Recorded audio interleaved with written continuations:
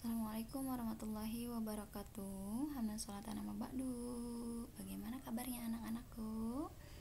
Semoga kalian dalam keadaan sehat walafiat ya, dan terbebas daripada penyakit pandemi ini ya. Baik, kita berjumpa lagi di pelajaran selanjutnya, masih berkaitan dengan ragam hias. Namun kali ini kita lanjutkan menggambar atau melakukan membuat ragam hias pada bahan keras atau pada bahan kayu atau pada bahan alami ya.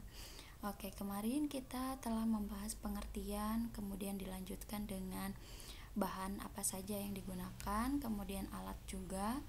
Kali ini kita akan membahas teknik ragam hias. Namun sebelumnya Ibu akan persepsi dulu, mengulas pembelajaran minggu kemarin berkaitan dengan alat ragam hias ya.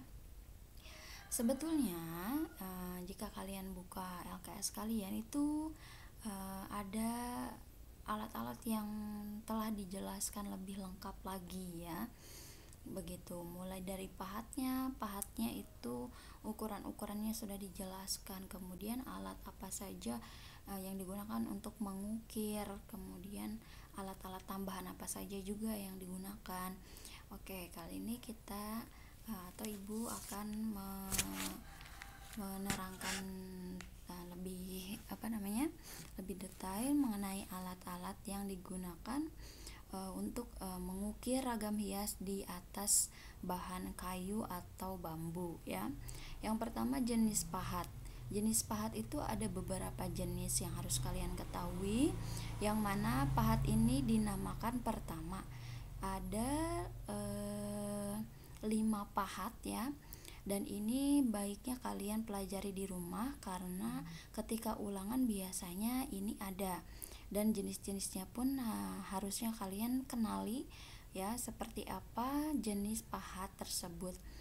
Pertama ada yang namanya pahat penguku. Pahat penguku ini ya digunakan untuk membuat ukiran bentuk lengkung ya, yang mana bisa juga untuk melingkar, membuat bentuk cembung, cekung, ikal atau pecahan atau cawean. Biasanya ini digunakan untuk membuat namanya buat kopi itu cangkir ya, atau gelas yang terbuat dari kayu. Kemudian ada lagi yang kedua, pahat menyilat. Tadi namanya pahat penguku, ini namanya pahat penyilat. Pahat penyilat fungsinya yaitu untuk membuat pahatan atau ukiran bentuk garis lurus ya, dan bentuk dasaran atau lemahan ya. Kemudian yang ketiga ada namanya pahat pengot. Pahat pengot digunakan untuk membersihkan sudut atau sela-sela dasaran ukiran yang sulit dijangkau dengan pahat perata atau penyilat. Biasanya lebih runcing ya pahat pengot ini. Kemudian pahat pengot biasanya lebih nukil, karena dia itu mengambil sela-sela ya, membersihkan sudut atau sela-sela. Yang keempat ada namanya pahat kol. Pahat kol di sini fungsinya untuk memahat atau mengukir bentuk cekung yang dalam seperti alur lengkung, juga biasa untuk membuat hiasan tekstur untuk karya seni. Ya, pahat ini juga digunakan untuk mengerjakan bagian-bagian yang cekung yang tidak dapat dikerjakan dengan pahat penguku yang pertama tadi. Dan yang terakhir ada namanya pahat coret. Ya, pahat coret ya fungsinya untuk membuat pahatan atau ukiran isian, hiasan daun atau bunga dan tekstur untuk karya seni. Ini biasanya pahat coret ini digunakan di luar ya, dan biasanya sebagai finishing atau akhir atau hiasan-hiasan.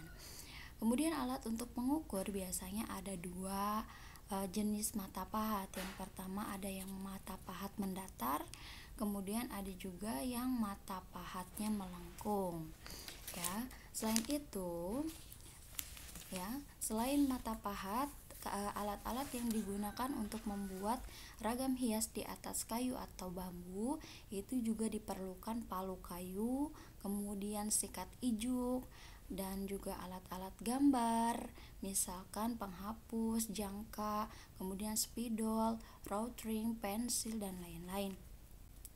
Kemudian alat-alat pertukangan ya seperti gergaji, skop, meteran, kapak, dan lain-lain juga. Kemudian batu asah. Batu asah ya fungsinya sebagai mengasah begitu ya apabila alat-alatnya sudah terasa tumpul. Nah, itu ya. Lanjut kita kepada teknik ragam hias. Di sini yang akan Ibu bahas itu hanya dua saja, teknik gambar atau lukis dan juga teknik ukir atau pahat. Nah, di rumah silakan anak-anak tuliskan pengertian daripada teknik gambar atau lukis pada ragam hias kayu ya. Dan yang kedua teknik ukir atau pahat, pengertiannya saja. Ya, seperti biasa tulis di buku kalian. Nanti ketika ada jadwal pengumpulan tugasnya boleh kalian kumpulkan ya. Lanjut kita akan ke prosedur. Sebetulnya ini lebih bagusnya kita praktekkan, namun mungkin di lain waktu kita bisa praktek bersama ya. Kalau untuk saat ini kalian bisa catat saja di buku tulis kalian ya. Prosedur menerapkan ragam hias pada bahan alam ya.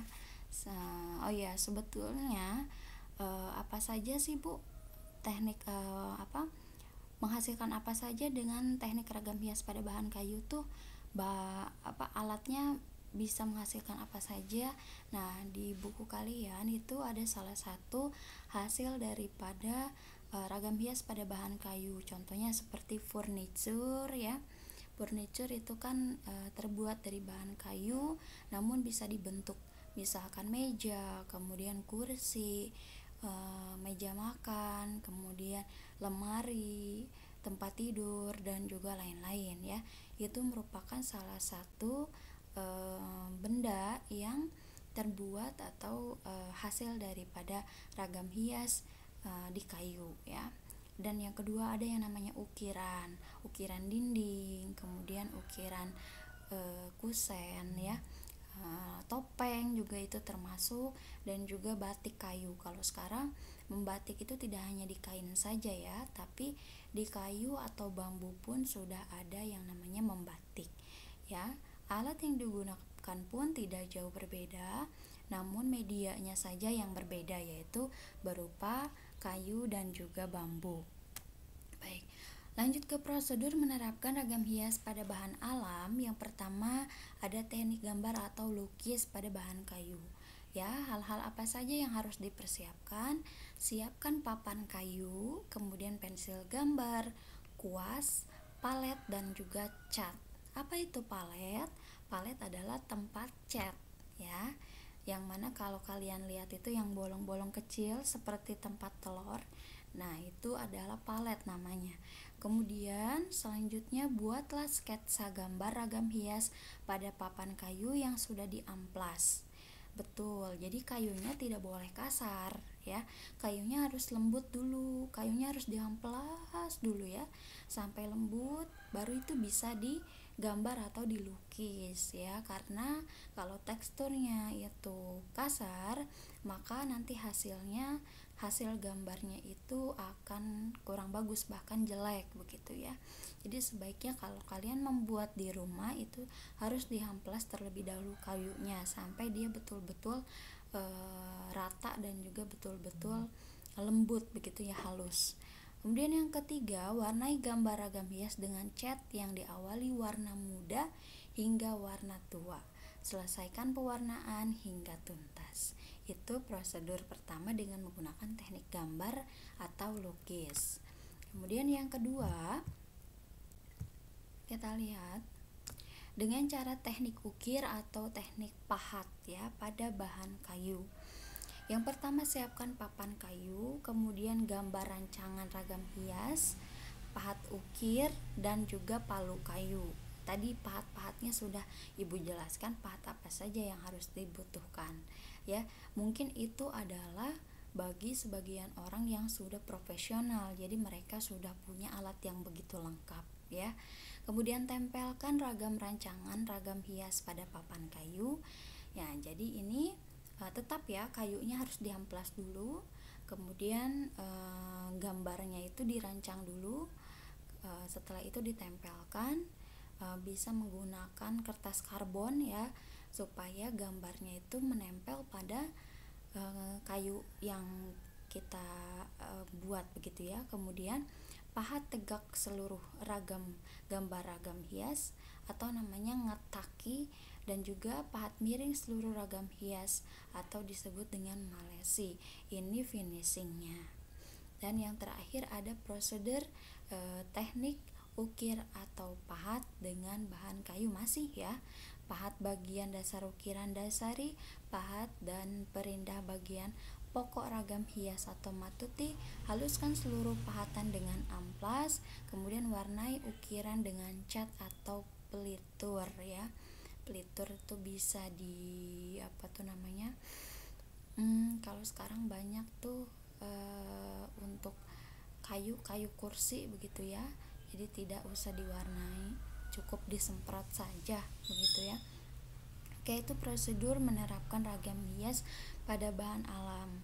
Yang ibu jelaskan hanya 2 teknik ragam hias. Silahkan kalian cari pengertiannya. Setelah itu di sini mulai kerjakan penilaian harian bab 1 ya. Bab 1-nya mulai dikerjakan PG atau ABCD, dan juga selesaikan esainya ya. Bab esai bagian 2-nya juga diselesaikan.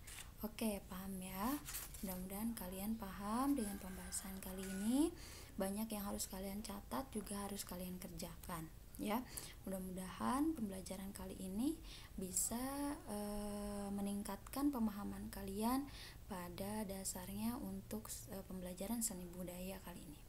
Baik, cukup sekian. Wabillahi taufik walhidayah.